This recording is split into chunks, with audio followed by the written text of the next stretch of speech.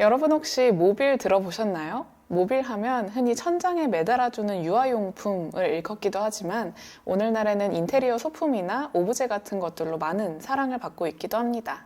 그리고 이런 모빌의 시작을 만든 예술가가 있습니다. 바로 공대생 출신의 현대미술가 알렉산더 칼더죠. 칼더는 1930년대 천장에 매달린 채 흔들리는 조각 작품을 세상에 내놓았습니다. 그리고 이 조각 작품은 당시 엄청난 센세이션을 일으켰어요. 사람들이 놀란 포인트는 크게 두 가지였습니다. 미술사의 새 역사를 쓴 공대생 알렉산더 칼더의 이야기 지금 시작합니다. 사람들이 칼더의 작품을 보고 놀란 이유는 조각 작품을 받침대에서 벗어나게 했다는 점 때문입니다. 이전까지의 조각 작품의 받침대는 회화 작품의 액자처럼 꼭 함께 가는 존재였기 때문이죠. 이 받침대는 좌대라고 부르는데요. 작품 좌대 조합은 중세 작품부터 르네상스, 최근 현대미술 작품들까지 꾸준하게 사용되고 있습니다. 좌대는 작품을 잘 전시하기 위해서 꼭 필요한 존재였지만 치우려면 또 얼마든지 치울 수도 있는 존재였습니다. 하지만 이는 쉽지 않았죠. 조각 작품뿐만 아니라 벽에 걸 수 없는 작품, 작은 크기의 미술품을 전시하려면 좌대만한 것이 없었기 때문입니다. 이 좌대는 관객과 눈높이를 맞추면서도 전시 공간을 효율적으로 사용할 수 있는 존재였습니다. 이런 상황 속의 칼더는 이 조각 작품을 천장에 매달아두는 방식으로 간단하게 좌대를 치워버립니다. 천장에 고정되어 있으니 작품을 지지할 좌대는 필요가 없어졌죠. 완전히 새로운 관점으로 작품을 전시한 겁니다. 하지만 칼더의 작품에는 특별한 점이 하나 더 있었습니다.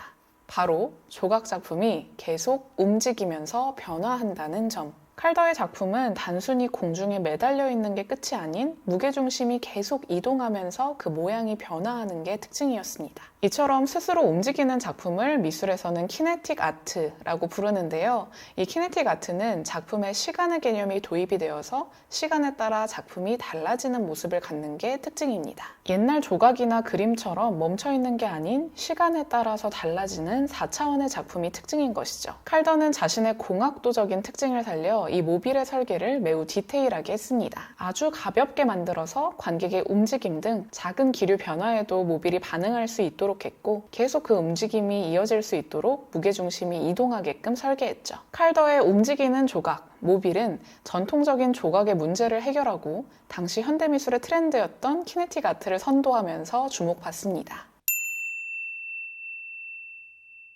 알렉산더 칼더는 원래 공학도였습니다. 스티븐 공학학교에서 기계기술 교육을 받았고 대학을 졸업하고 나서도 계속 공학 분야에서 일했죠. 하지만 여러 직업을 전전합니다. 제도공, 엔지니어, 보험회사 조사관 등 다양했죠. 돈을 벌어야 하니까 일은 계속했지만 모두 금세 실증내고 계속 커리어를 바꿉니다. 무엇 하나 칼더의 마음에 쏙 드는 직업이 없었죠. 칼더에게는 예술가의 피가 흐르고 있었기 때문입니다. 칼더의 친할아버지 알렉산더 밀른 칼더는 19세기 유명 조각가였습니다. 아버지인 알렉산더 스터링 칼더는 대형 조각 작품, 모뉴먼트 조각가로 이름을 날렸었고요. 어머니 레더러 칼더는 회화 작업을 하는 화가였습니다. 부모님에게 물려받은 타고난 예술가적 기질은 칼더를 계속 파고들었고 25살이 되던 해 어머니의 도움으로 미술 수업을 받게 됩니다. 칼더는 물 만난 물고기처럼 작품을 만들어냅니다. 당시 수업 진행을 맡았던 한 드로잉 교수는 칼더의 실력이 너무 뛰어나서 삽화 외주 작업을 맡기기도 했었는데요. 이때 그는 서커스단을 따라다니면서 단원과 동물들의 움직임을 포착하고 그걸 드로잉으로 표현하는 작업을 했는데요. 이 과정에서 움직임이라는 것에 매료됩니다. 의뢰받은 드로잉을 마치고 나면 공학도의 기억을 되살려 철사나 병뚜껑 같은 것으로 그 움직임을 표현하는 작업을 만들었죠. 철사로 제작된 인형과 동물은 점점 정교해졌습니다. 그리고 작은 공연을 만들 수 있는 수준까지 됐죠. 칼더는 약간의 입장료를 받고 이 미니 서커스를 공연으로 선보이기로 합니다. 그리고 이 공연은 의외로 큰 흥행을 하게 됩니다. 당시 파리에 미술계, 문학계, 음악계, 비평계 등 다양한 인사들이 모여서 이 공연을 관람했었다라고 해요. 덕분에 칼더는 가난하지 않게 예술가로 시작할 수 있었습니다. 그리고 이 공연을 보러 온 파리 유명 인사들과 인맥도 형성하게 됐고요. 이 중에는 후에 칼더의 작업에 막대한 영향을 준 몬드리안, 호안 미로, 그리고 마르셀 듀샹도 있었습니다. 칼더는 주변 작가들로부터 많은 영감을 받은 예술가였습니다. 늘 열린 자세로 새로운 예술을 받아들였죠. 그리고 이를 본인 작업에 적극 활용하기도 했고요. 공연을 찾아온 것으로 인연을 맺은 예술가 몬드리안은 칼더에게 가장 많은 영향을 준 인물입니다. 몬드리안은 1930년대 파리 화단의 주류였던 기하학적 추상, 구성주의 조각의 중심에 있었는데요. 칼더는 몬드리안의 작업실을 방문해 엄청난 영감을 받게 됩니다. 이때 칼더가 적은 글은 다음과 같아요. 몬드리안의 작업실을 보았을 때 나는 한 방 얻어맞은 듯한 기분이었다. 넓고 아름다운 작업실은 이색적이었으며 하얀 벽에는 검은색 선의 칸막이가 있고 원색의 사각형이 몇 개인가 그려져 있어 그곳으로 들어오는 빛이 교차되는 너무나 아름다운 곳이었다. 그때 나는 생각했다. 이것들이 전부 움직일 수 있으면 얼마나 좋을까 하고. 칼더는 몬드리안에게 즉시 이 작업들을 움직이는 조각으로 만들어보면 어떻겠냐고 제안합니다. 하지만 몬드리안은 거절했죠. 이에 칼더는 그렇다면 내가 만들어봐야겠다 하고 결심합니다. 몬드리안 그림 속 단순한 삼원색 그리고 흑백의 요소를 가져와 기하학적인 추상 조각을 만들기로 하죠. 작업실에서 영감받은 것처럼 움직이게끔요. 그렇게 착안한 것이 바로 움직이는 조각, 모빌이었습니다. 이전에도 움직이는 조각에 대한 시도는 있었습니다. 이탈리아의 보치오니, 러시아의 나움 가보, 헝가리의 라즐로 모를리 나기, 이런 예술가들이 다양한 실험적 작품을 선보인 바 있죠. 칼더는 움직이는 조각에 자신만의 특징인 공학도적인 요소를 더하기로 합니다. 조각에 모터를 달아 움직이게끔 설계한 것이죠. 칼더가 영감받은 건 시계의 모터였습니다. 천천히 움직이는 시계바늘처럼 조금씩 움직이는 조각 작품을 만든 것이죠. 그렇게 칼더의 모터 조각은 1932년 파리의 비그논 갤러리에서 전시됩니다. 이 전시에는 마르셀 듀샹이 참석하기도 했는데요. 칼더가 전시 준비에 한창이던 때 듀샹이 다가와 작품에 모빌이라는 이름을 붙여줍니다. 모빌은 당시의 듀샹이 자신의 움직이는 조각 작품에 붙인 명칭이었어요. 1913년 선보인 자전거 바퀴 작품을 모빌이라고 불렀죠. 모빌은 프랑스어로 움직이는 어떤 것 혹은 주제라는 뜻을 가지고 있는데요. 이는 칼더의 작품과 여러모로 잘 맞아떨어졌습니다. 그리고 칼더는 자신의 작품을 모빌이라고 부르기로 하죠. 하지만 이 모터모빌의 움직임은 다소 딱딱하고 경직돼 있었습니다. 모터의 동력에 의해 반복적이고 예측 가능한 움직임만 보여줬죠. 칼더는 보다 자유롭게 움직이는 조각을 만들고 싶어졌습니다. 이렇게 만들어진 것이 칼더의 자연모빌입니다. 오늘날 가장 잘 알려진 칼더의 작업인데요.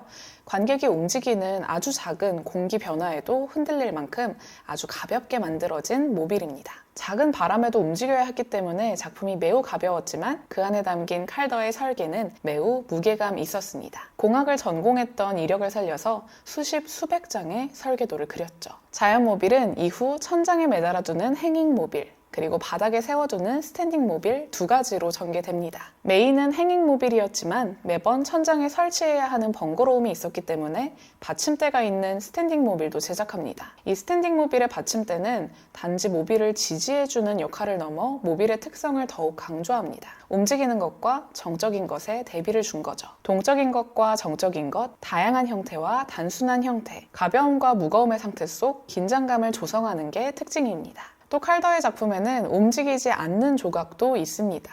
바로 스테빌이죠.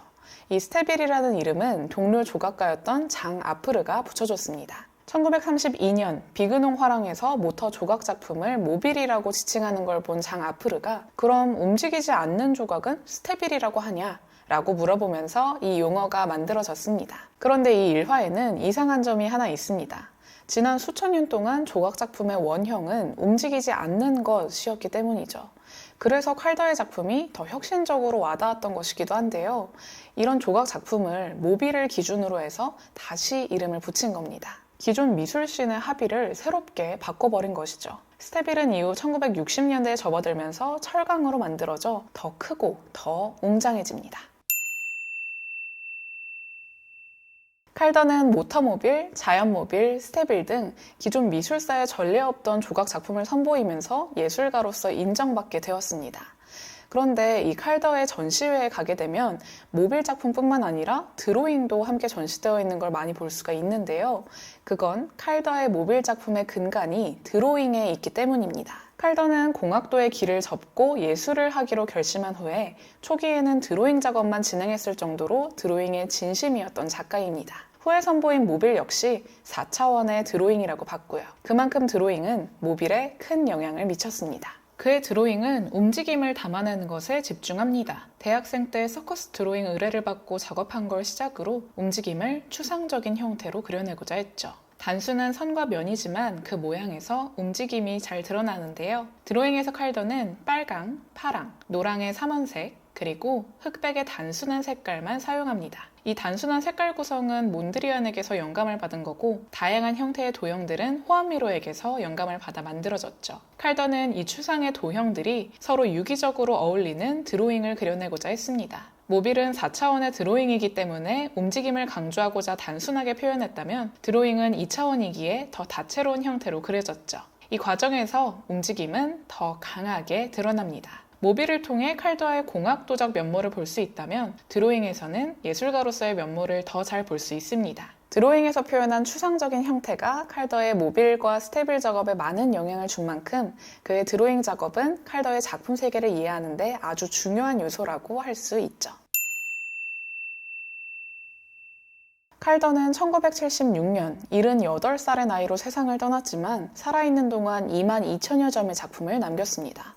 25살 때부터 작품 활동을 하기 시작한 걸 감안하면 1년에 400점가량의 작품을 남긴 것이죠. 조각사의 새로운 역사를 쓴 걸 넘어 꾸준한 작품 활동으로 자신의 작품 세계를 다듬어 나간 예술가라고 할 수 있습니다. 또 작품 활동 외에도 어린이 미술 교육에 적극 참여하며 UN 평화상을 받기도 했고요. 칼더의 조각 작품은 그가 세상을 떠난 지 50년이 되어가는 지금까지 꾸준한 사랑을 받고 있습니다. 시각예술과 회화, 건축, 인테리어, 아동미술 등 다양한 분야에서 말이죠. 새로운 관점으로 작품을 바라보며 역사를 쓴 예술가 알렉산더 칼더. 오늘 이 이야기가 흥미로운 예술 이야기가 되었길 바랍니다. 그럼 저는 다음 영상에서 더 흥미로운 예술 이야기로 찾아올게요. 안녕.